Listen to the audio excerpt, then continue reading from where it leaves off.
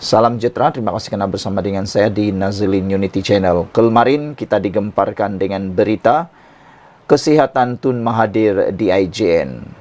Diberitahu bahawa Tun Mahathir Mohamad dimasukkan ke IJN kerana jangkitan dan juga kerana beliau mengalami batuk.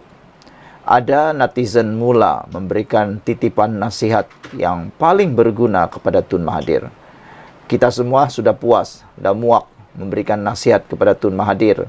Tapi Tun Mahathir ini memang lihat, mungkin tak nak dengar nasihat orang. Dia lihat dengan sikap beliau. Apa yang berlaku, Tun Mahathir terus-menerus aktif dalam dunia politik, aktif di dalam mengkritik kerajaan, dan aktif di dalam mengulas isu-isu dunia.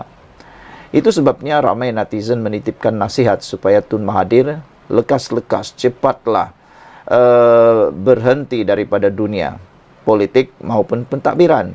Mereka kata Tun Mahathir dah hampir mencecah 100 tahun. 1 tahun lagi atau tak sampai setahun lagi, Tun Mahathir mencecah umur 100 tahun. Jadi kata mereka, sudahlah, puas sudah netizen dengar cerita Mahathir, puas sudah mendengar Mahathir mengeluh tentang kerajaan ini. Kata mereka, berilah peluang kepada orang-orang baru untuk mentadbir negara ini mengikut acuan yang baru, bukan lagi acuan Tun Mahathir, kerana zaman Tun Mahathir sememangnya sudah berlalu. Zaman pentadbiran Mahathir sudah sememangnya tidak sama. 120%, 360 darjah, tak sama sekali. Zaman Mahathir dulu masih belum ada AI, teknologi AI. Sekarang dah ada teknologi AI. Itu sebabnya perubahan zaman haruslah kita terima.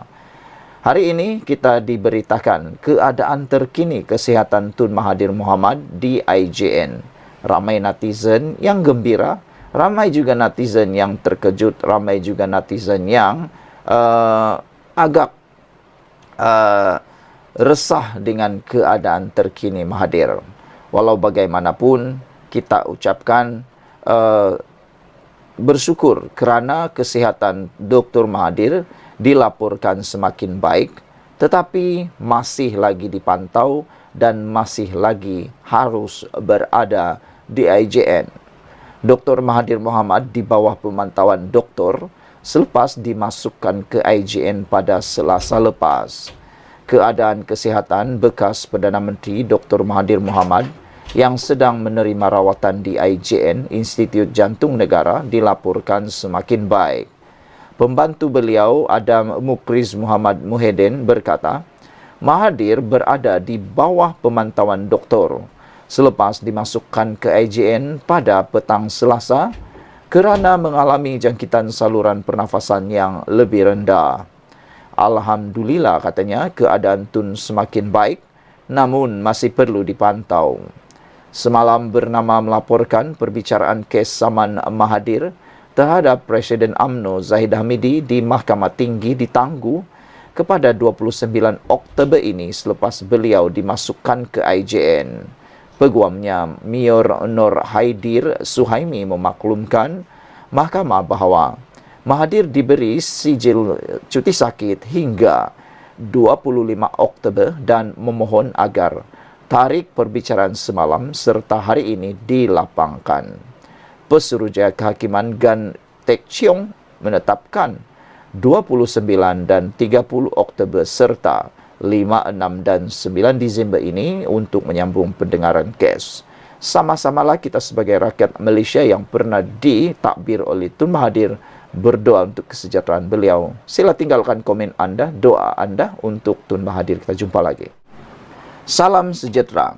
Persoalan besar timbul apabila Ketua Pengarah SPRM Azam Baki ditanya apa komen beliau tentang desas-desus menyatakan skandal pasir Selangor dikaitkan dengan Azmin Ali. Jawapan Ketua Pengarah SPRM Azam Baki itu mengejutkan kita.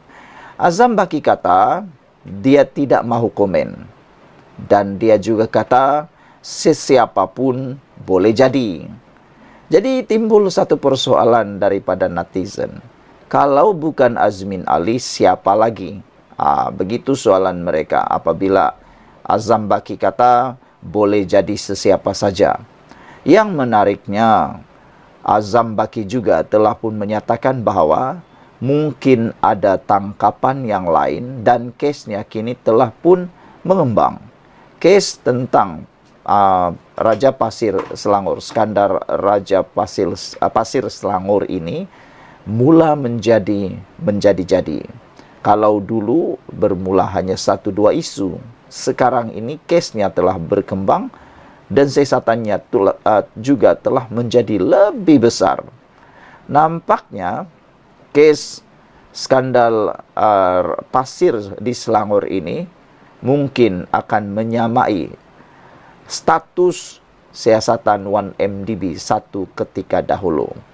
Ahli politik berpengaruh itu boleh jadi sesiapa saja, kata Azam Baki. Persoalannya sekarang, siapa lagi orang itu? Demikian jawaban Ketua Pesuruhjaya SPRM Tan Sri Azam Baki berhubung identiti ahli politik yang didakwa mempunyai kaitan dengan kes rasuah Menteri Besar Selangor Pemerbadanan MBI. Azam Baki meminta semua pihak menunggu hasil siasatan SPRM terhadap kes berkenaan. Kata Azam Baki, saya tidak mahu mengomen mengenainya, kerana dia boleh jadi sesiapa sahaja. Jadi kita tunggu, katanya kepada pemberita selepas merasmikan program persidangan meja bulat Ketua Pesuruhjaya SPRM bersama bank-bank komersial di sini hari ini. Beliau ditanya mengenai kabar angin di media sosial dan blog yang menamakan seorang ahli politik terbabit dalam kes rasuah MBI. Ditanya bila SPRM akan memanggil ahli politik berkenan, Azam Baki berkata, ia bergantung kepada hasil siasatan terhadap dokumen terbabit dan keterangan saksi. Setakat ini, katanya, hanya ahli politik itu yang dipercayai ada kaitan dengan kes berkaitan. Jika kita mahu panggil seseorang yang penting dalam hal ini, kita perlu mendapat keterangan menyeluruh dahulu, kata Azam Baki.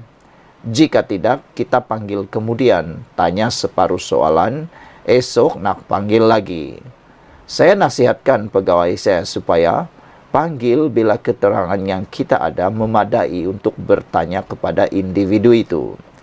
Jangan panggil berpuluh kali, nanti ramai yang akan muak dengan kita, katanya.